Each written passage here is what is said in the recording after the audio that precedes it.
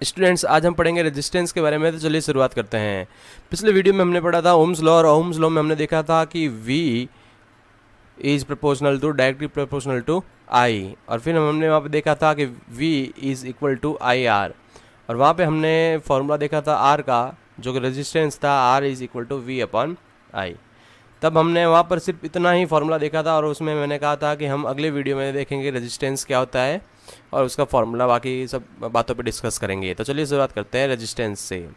तो रेजिस्टेंस की डेफिनेशन आप स्क्रीन पे देख पा रहे होंगे। The property of a conductor to resist the flow of charge is called resistance. यानी कंडक्टर यानी कि एक मैटर की ऐसी प्रॉपर्टी जो फ्लो ऑफ चार्ज, यानी कि फ्लो ऑफ चार्ज का मतलब क्या होता है, करंट होता है। तो करंट को अपोज करती है, करंट को क्या करती है, अपोज करती है, यानी कि करंट फ्लो होने से रोकती है। कंडक्टर की ऐसी प्रॉपर्टी जो फ्लो ऑफ चार्ज को अपोज करती है, उसको आसानी से जाने नहीं देती है। तो ये इसकी डेफिनेशन है रेजिस्टेंस की। अब हम देखते हैं कि आखिर रेजिस्टेंस प्रोड्यूस ही क्यों होता है, किसी भी मैटर में, किसी भी कंडक्टर में रेजिस्टेंस प्रोड्यूस क्यों होता है। अब हम पढ़ते हैं कॉज ऑफ रेजिस्टेंस के बारे में। A conductor has large number of free electrons. जो कंडक्टर होता है उसके अंदर बहुत ही ज़्यादा नंबर्स होते हैं फ्री इलेक्ट्रॉन्स के। अगर वो फ्री इलेक्ट्रॉन्स नहीं होंगे तो वो कंडक्टर नहीं होगा, वो इंसुलेटर होगा। When a potential difference is maintain across the ends of the conductor, the free electrons move from one end to other end. तो जब भी उस कंडक्टर को आप अटैच करते हैं किसी भी इलेक्ट्रिक सर्किट से, तो जो फ्री इलेक्ट्रॉन्स होते हैं वो एक एंड से दूसरे एंड की तरफ फ्लो होना स्टार्ट हो जाते हैं, जैसा आप इस डायग्राम में देख पा रहे होंगे। During their movement they collide with each other and with atoms of conductor. तो जो फ्री इलेक्ट्रॉन्स होते हैं वो मूवमेंट के दौरान क्या करते हैं, एक दूसरे से भी और एटम्स के साथ में भी कोलाइड करते हैं। ये जो कोलिजन होता है वो अपोज करता है movement of electrons from one end to other end. इस कोलिजन की वजह से क्या होता है कि जो इलेक्ट्रॉन्स हैं वो फ्रीली एक डायरेक्शन से दूसरी डायरेक्शन में नहीं जा पाते हैं। This opposition to the flow of electrons due to collision is the resistance. तो ये जो अपोजिशन होता है किसकी वजह से होता है, ये कोलिजन की वजह से होता है। तो एक चीज़ याद रखिएगा कि जितना बड़ा कोलिजन होगा उतना ही ज़्यादा रेजिस्टेंस होगा, यानी रेजिस्टेंस और कोलिजन एक दूसरे के ऊपर डिपेंड करते हैं। अगर रेजिस्टेंस ज़्यादा है इसका मतलब जो हमारे पास मैटर है या जो कंडक्टर है उसके अंदर कोलिजन बहुत ज़्यादा हो रहा है, जो इलेक्ट्रॉन्स फ्री इलेक्ट्रॉन्स है वो कोलाइड बहुत ज़्यादा हो रहे हैं। अगर कोलाइड कम होते हैं तो जो मैटर या कंडक्टर का जो रेजिस्टेंस होगा वो भी कम होगा। अब है हमारे पास यूनिट। ऐसा यूनिट क्या होती है रेजिस्टेंस की, वो हम देखते हैं। तो सबसे पहले हमने फॉर्मूला देखा था R is equal to V upon I। तो V है पोटेंशियल डिफरेंस, तो इसका होता है वोल्ट, और I है करंट, तो करंट का होता है एम्पियर। तो volt upon ampere, volt upon ampere unit होगा रेजिस्टेंस का, और उसको आप लिख सकते हैं ओम से, OHM, ओम। अब ये रेजिस्टेंस का यूनिट है, और इसका सिंबल जो ओम का सिंबल है वो होता है ये, आप स्क्रीन पे देख पा रहे होंगे, ये इसका सिंबल है। तो आप ये सिंबल भी याद रख सकते हैं, आप ओम भी लिख सकते हैं, ये रेजिस्टेंस का यूनिट है। अब आगे चलते हैं कि 1 ओम क्या होता है। तो हमने फॉर्मूला भी देखा था R is equal to V upon I। अगर मैं जो पोटेंशियल डिफरेंस है उसकी वैल्यू ले लेता हूँ 1 वोल्ट, और जो करंट है उसकी वैल्यू में ले लेता हूँ 1 एम्पियर। तो 1 वोल्ट और 1 एम्पियर अगर मैं ले लेता हूँ वैल्यू इन दोनों की, तो जो रेजिस्टेंस होगा वो होगा 1 ओम। तो जो रेजिस्टेंस होगा वह होगा, क्या होगा, 1 ओम। ऐसा भी लिख सकते हैं और ऐसा भी लिख सकते हैं। तो डेफिनेशन देखते हैं। If the potential difference across the two ends of a conductor is 1 volt, यानी कि पोटेंशियल डिफरेंस क्या होना चाहिए, 1 वोल्ट होना चाहिए, and the current through it is 1 ampere. तो जो करंट होना चाहिए वो क्या होना चाहिए, 1 एम्पियर होना चाहिए। Then resistance R of the conductor is 1 ohm. तो सिंपल सा है कि जब आपके पास पोटेंशियल डिफरेंस क्या हो जाए, 1 वोल्ट हो जाए, और जब आपके पास करंट की वैल्यू भी क्या हो जाए, 1 एम्पियर हो जाए, तो आपके पास जो रेजिस्टेंस आएगा वो होगा आपका 1 ओम। ये इसकी डेफिनेशन है। अब हम बात कर रहे हैं कि रेजिस्टेंस किन किन फैक्टर्स पे डिपेंड करता है। तो पहला है length of conductor. Resistance R is directly proportional to the length of conductor. इसका मतलब क्या है कि जो R होगा वो डायरेक्टली प्रोपोर्शनल होगा लेंथ ऑफ कंडक्टर के। This means resistance increases with increase in length of the conductor. इसका मतलब है अगर हम कंडक्टर का लेंथ अगर इंक्रीज करते हैं तो उसका रेजिस्टेंस भी इंक्रीज होगा। This is the cause that long electric wire create more resistance to the electric current. तो जो वायर, जैसे मैं सेम मटेरियल का एक वायर लेता हूँ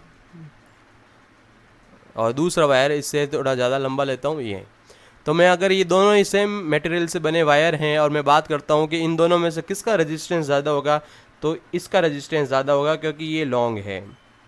तो जो जितना लंबा वायर होगा उसका रेजिस्टेंस भी उतना ही ज़्यादा होगा। क्यों होगा? क्योंकि हमने अभी देखा है कि resistance R is directly proportional to length of the conductor. आप ये ग्राफ भी देख सकते होंगे, यहाँ हमने लेंथ ली है L लेंथ और यहाँ हमने लिया है resistance. Area of cross section, resistance R is inversely proportional to, यहाँ याद रखिएगा R is inversely proportional to the area of cross section of the conductor. अब इसका मतलब क्या है कि जो रेजिस्टेंस होता है वो इनवर्सली प्रोपोर्शनल टू होता है एरिया ऑफ क्रॉस सेक्शन, यानी 1/A के। R is proportional to 1/A, या आप बोल सकते हैं R is inversely proportional to A का मतलब क्रॉस सेक्शन एरिया है। अब आप देखेंगे कि जो A है वो क्रॉस सेक्शन एरिया किसका है? वो एरिया है वायर का। एरिया किसका होगा? वायर का। अब यहाँ पर क्रॉस सेक्शन एरिया से मतलब क्या है? तो ये जो आपको सर्कुलर शेप दिख रहा है, ये वाला सर्कल के शेप का,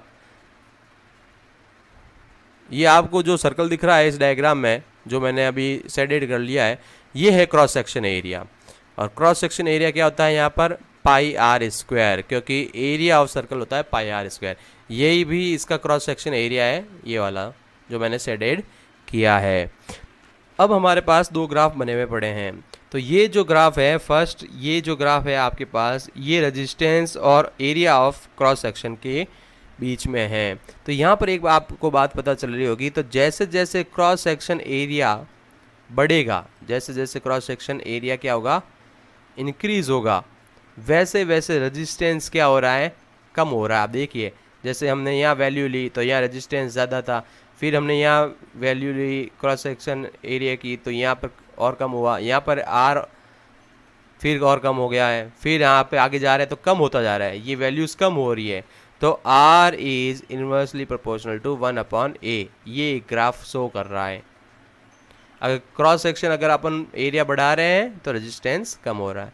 ये ग्राफ है R और 1/A के बीच में, R और 1/A के बीच में। वापस देख लीजिएगा अगर किसी को कोई भी कन्फ्यूजन होती है, तो ये जो ग्राफ है R और A के बीच में बना हुआ है। R का मतलब रेजिस्टेंस है और A का मतलब एरिया ऑफ क्रॉस सेक्शन। जबकि ये जो ग्राफ बना हुआ है वो R और 1/A के बीच में बना हुआ है। जो R है रेजिस्टेंस और 1/A का मतलब जो एरिया है उसका रेसिप्रोकल करना है। तो जो एरिया होगा उसका रेसिप्रोकल करना है, तब ग्राफ बनेगा इस टाइप से। तो ये आपको ध्यान रखना है कि 1/A और R के बीच में जब भी बनता है तो स्ट्रेट लाइन इंक्रीज होगी, जबकि R और A के बीच में बनता है तो स्ट्रेट लाइन हमेशा डिक्रीज होगी। आप ये ध्यान रखिएगा। तो सिंपल से आपको एक ही पॉइंट याद रखना है कि जब भी रेजिस्टेंस बढ़ता है, रेजिस्टेंस क्या होता है? इंक्रीज होता है, तो जो क्रॉस सेक्शन एरिया है वो डिक्रीज होगा। इनवर्सली प्रोपोर्शनल का मतलब यही होता है। तो जो थिक वायर होते हैं, जैसे मेरे पास सेम मटेरियल का दो वायर है,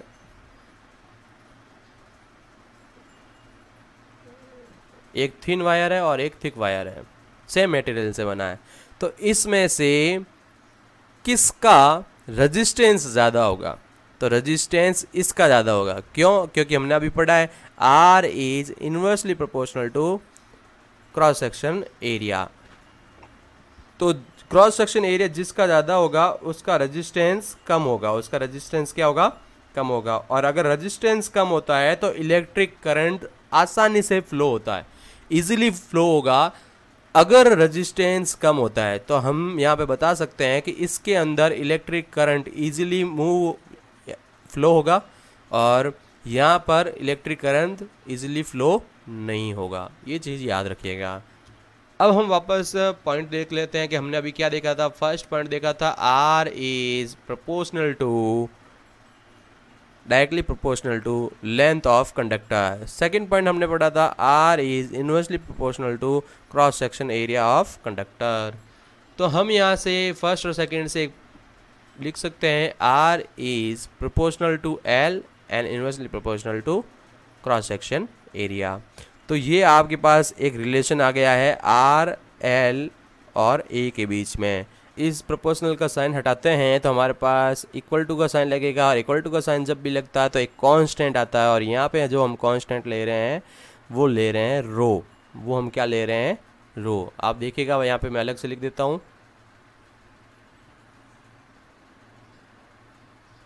इसको बोलते हैं RH रो। तो ये एक कांस्टेंट लग जाता है। अब ये कांस्टेंट क्या काम करता है और क्या है ये कांस्टेंट, वो हम देखते हैं। अगर रो है हमारे पास तो मैं इसको रो को क्या लिख सकता हूँ, रो को मैं लिख सकता हूँ RA डिवाइड बाय L। तो मैंने इस रो को यहीं रखा, इस L को यहाँ भेज दिया है मैंने, और A को मैंने यहाँ ऊपर भेज दिया है। तो रो की वैल्यू आपके पास आ गई है RA डिवाइड में है L। तो अगर मैं A का मतलब क्या है, cross section area, cross section area. तो क्रॉस सेक्शन एरिया को मैं ले लेता हूँ 1 मीटर स्क्वायर, 1 मीटर स्क्वायर, या मैं मीटर स्क्वायर नहीं लेके मैं 1 यूनिट स्क्वायर ले लेता हूँ। एरिया हमेशा स्क्वायर में होता है तो 1 यूनिट स्क्वायर। और लेंथ है L है लेंथ, तो इसको मैंने ले लिया 1 यूनिट। क्या ले लिया, 1 यूनिट। तो हमारे पास रो हो जाएगा, rho is equal to R, rho is equal to R। तो रो को रेजिस्टिविटी बोलते हैं, रो को क्या बोलेंगे, रेजिस्टिविटी। वो अभी अपन डेफिनेशन देखेंगे, लेकिन ये एक रिलेशन याद रखिएगा, rho is equal to R। ये कब होता है, जब हमारे पास क्रॉस सेक्शन एरिया क्या हो, 1 यूनिट स्क्वायर, और जो लेंथ है वो क्या हो, 1 यूनिट। देखते हैं आगे डेफिनेशन। तो रेजिस्टिविटी की डेफिनेशन क्या है, the resistance of wire of unit length and unit area of cross section is called resistivity.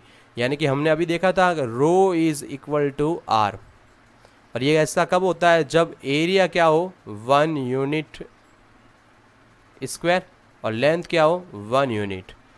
अब बात करते हैं कि रेजिस्टिविटी का यूनिट क्या होता है। तो रेजिस्टिविटी का यूनिट होता है ओम मीटर। क्या होता है, ओम मीटर। ये कैसे आता है वो देखते हैं।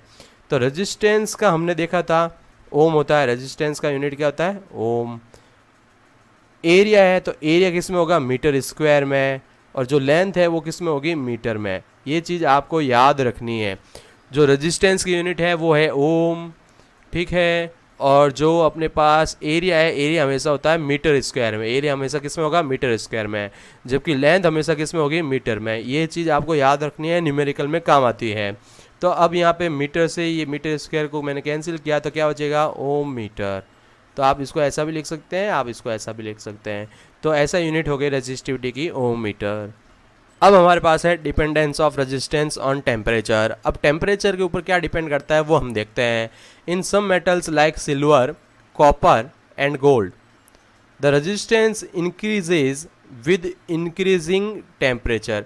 सिल्वर, कॉपर और गोल्ड कुछ ऐसी मेटल्स हैं जिसके अंदर अगर आप टेम्परेचर इंक्रीज करते हैं, टेम्परेचर क्या करते हैं, इंक्रीज, तो रेजिस्टेंस भी क्या हो जाएगा, इंक्रीज। ये किस में होगा, सिल्वर, कॉपर और गोल्ड में। ये नाम याद रखिएगा। मगर कुछ ऐसे मेटल्स हैं जिनके अंदर सिलिकॉन और जर्मेनियम, दो नाम हैं, आप देखिएगा। But in some metals like silicon, germanium the resistance decreases as the temperature increases. अब इसका मतलब क्या है कि अगर आप इनके अंदर टेम्परेचर इंक्रीज करते हो लेकिन रेजिस्टेंस क्या हो जाता है, डिक्रीज हो जाता है। These metals are called semi conductor, these metals are called semi conductor. तो सेमी कंडक्टर्स वो होते हैं जिनके अंदर आप टेम्परेचर तो इंक्रीज करते हैं लेकिन रेजिस्टेंस बढ़ने की बजाय कम हो जाता है, इंक्रीज नहीं होगा, डिक्रीज हो जाएगा। ये चीज़ आपको याद रखनी है। फिर आगे है, in some metals when temperature decreases at certain temperature then their resistance become zero, these are called superconductor. अब ऐसी भी कुछ मेटल्स होती है, ऐसी भी कुछ मेटल्स होगी जो स्पेशल टेम्परेचर, आप टेम्परेचर क्या कर रहे हो, डिक्रीज़ कर रहे हो, आप टेम्परेचर क्या कर रहे हो, डिक्रीज़ कर रहे हो, डिक्रीज़ करते करते आप क्या आ जाएगा, एक ऐसा टेम्परेचर आएगा जिसके ऊपर रेजिस्टेंस क्या जाता है, जीरो हो जाता है, रेजिस्टेंस क्या जाता है, जीरो हो जाता है। और ऐसी मेटल्स को हम क्या कहते हैं, सुपर कंडक्टर बोलते हैं। क्या बोलते हैं, ये याद रखिएगा, सुपर कंडक्टर, सुपर कंडक्टर्स। तो सुपर कंडक्टर्स कौन से होते हैं, ऐसी मेटल्स जिनके टेम्परेचर को डिक्रीज करने पर सर्टन टेम्परेचर पे, एक स्पेशल टेम्परेचर पे रेजिस्टेंस किया जाता है जीरो, तो वो सुपर कंडक्टर है। जब सेमी कंडक्टर की बात करते हैं तो टेम्परेचर इंक्रीज करने पर रेजिस्टेंस हमेशा कम होता है। अब एग्जांपल देख सकते हैं मरकरी का, the resistance of mercury becomes zero at 4.2 kelvin. तो जो मरकरी है, मरकरी के साइन आप याद ही होगा, Hg, जो मरकरी है उसका जो रेजिस्टेंस है वो जीरो कब हो जाता है, जब टेम्परेचर उसका होता है 4.2 केल्विन, 4.2 केल्विन। आप ये एग्जांपल याद रखिएगा। अब हम देखते हैं dependence of resistance on material. Take 4 wires of silver, gold, aluminium और एक नाम हम लिख देते हैं copper, copper Cu, of same length and same area of cross section. When we will note their resistance, then we will see that the resistance of aluminium is maximum and resistance of silver is minimum among these. अब इसका मतलब क्या है कि हमने 4 metals के wire लिए हैं, एक है कॉपर, एक है सिल्वर, एक है गोल्ड और एक है हमारे पास एल्यूमिनियम।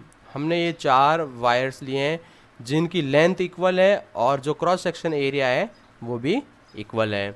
अब हम देखते हैं कि इनके अंदर रेजिस्टेंस किसका सबसे ज़्यादा होगा और किसका सबसे कम होगा। इन चारों में जो एल्यूमिनियम है उसका रेजिस्टेंस सबसे ज़्यादा है, एल्यूमिनियम का रेजिस्टेंस सबसे ज़्यादा है। तो रेजिस्टेंस ज़्यादा होने पर उसमें इलेक्ट्रिक करंट आसानी से पास नहीं होता है, ये आप याद रखिएगा। तो एल्यूमिनियम सबसे ज़्यादा रेजिस्टेंस वाला है तो इसलिए इसमें इलेक्ट्रिक करंट आसानी से पास नहीं हो सकता। फिर बारी आती है कि हमने यहाँ पे देखा है resistance of silver is minimum. तो जो सिल्वर है जिसको हमने Ag से लिखा है, उसका सिंबल है Ag, तो इसका जो रेजिस्टेंस है वो सबसे कम है इन चारों में। तो हम देखते हैं कि जिसका रेजिस्टेंस कम होता है उसके अंदर इलेक्ट्रिक करंट ईजीली पास होता है। तो रेजिस्टेंस कम होने का मतलब है कि जो सिल्वर वायर है वो बेस्ट कंडक्टर है, वो क्या है, बेस्ट कंडक्टर है। अब हम बात कर रहे हैं रेजिस्टेंस के ऑर्डर की। तो रेजिस्टेंस का ऑर्डर इसमें किस फॉर्म में होगा, तो हमने देखा है कि सबसे ज़्यादा रेजिस्टेंस किसका है, एल्यूमिनियम का है, तो एल्यूमिनियम मैंने सबसे आगे लिख दिया। और सबसे कम रेजिस्टेंस है सिल्वर का, तो सिल्वर का रेजिस्टेंस मैंने सबसे पीछे लिख दिया। अब बारी आती है कि कॉपर की, तो कॉपर यहाँ होगा, Cu कॉपर लिख दिया मैंने। फिर आएगी बारी किसकी, गोल्ड की, यानी कि और हम Au और फिर एल्यूमिनियम। तो रेजिस्टेंस के अकॉर्डिंग सबसे ज़्यादा रेजिस्टेंस है एल्यूमिनियम में इन चारों में और सबसे कम है सिल्वर का। अब मैं बात करता हूँ कि इनमें से बेस्ट कंडक्टर कौन होगा, best electric conductor. Best conductor यहाँ पर होगा तो ये जो ऑर्डर है वो चेंज हो जाएगा। ये ऑर्डर कैसे चेंज होगा, यानी एल्यूमिनियम से बेटर है गोल्ड, से बेटर है कॉपर और उससे भी बेटर है सिल्वर। तो ये चीज़ आप याद रखिएगा।